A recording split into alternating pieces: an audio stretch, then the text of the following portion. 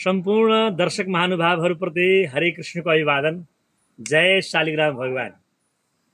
सम्पूर्ण मित्रहरू, आज हामी स्याङ्जा जिल्लाको महालिङ्गम धाम अथवा उत्तर वाहिनी क्षेत्रमा रहेका छौँ। यहाँ हजुरले यो 1 महिनासम्म चल्ने आश्विन पूर्णिमादेखि कार्तिक पूर्णिमासम्म भव्य रूपमा चल्ने यो दामोदर धर्मोत्सव उत्तर वाहिनी क्षेत्रमा हजुरले दर्शन गरिरहनु भएको छ। र यस धर्मोत्सवमा सबैभन्दा ठुलो दर्शनीय स्थल भनेको 1.25 लाख शालिग्रामको हो।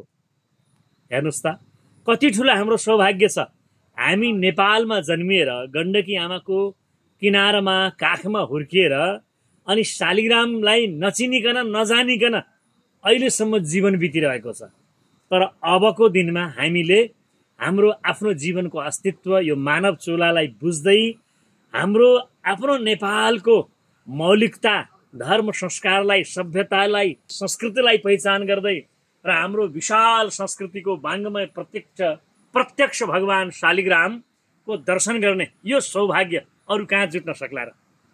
तसर्थ म सम्पूर्ण हाम्रा नेपालवासी, नेपाली दाजुभाइ, दिदी बहिनी, आमा बुवा सबैमा र विश्वभरि छरिएर रहनुभएका हाम्रा सनातन धर्मावलम्बी भक्तजनहरूलाई 1.25 लाख शालिग्रामको प्रत्यक्ष दर्शन गर्न 5 अरब तुलसीले र गाईको शुद्ध दुधले स्नान गर्दै दर्शन गर्ने र तुलसी अर्चना, मञ्जरी अर्चना गर्दै दर्शन गर्ने यो सौभाग्य अरू कहाँ पाइन्छ र।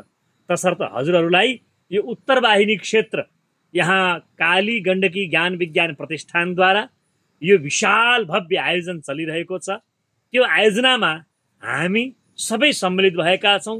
प्रत्येक धार्मिक गुरुहरू, प्रत्येक धार्मिक अभियन्ताहरू, प्रत्येक शालिग्राम प्रेमीहरू, प्रत्येक देश प्रेमीहरू, सबै नेपालीहरू सबै यहाँ जुट्ने र यो शालिग्रामको दर्शन गर्ने, यो तीर्थलाई, यो भूमिलाई, यो पवित्र ठाउँलाई हामी सबै आएर एकपटक मात्रै स्नान गऱ्यौँ भने यसलाई देशभरि चिनारी गर्ने यो सुन्दर मौका पनि हो। तसर्थ हजुर सबै आउनुहोस्, अरूलाई पनि समाचार गर्नुहोस् र यो भिडियोलाई हजुरले जति सक्नुहुन्छ कृपया सेयर गरेर यो 1.25 लाख शालिग्राम सबैले दर्शन गर्ने गरी सबैसम्म पुर्याउनु होला भन्दै म हजुरलाई हात जोडेर हार्दिक निमन्त्रण गर्दछु। सबैको जय होस्, शालिग्राम भगवानको कृपा होस्, मङ्गल होस्, जय होस्।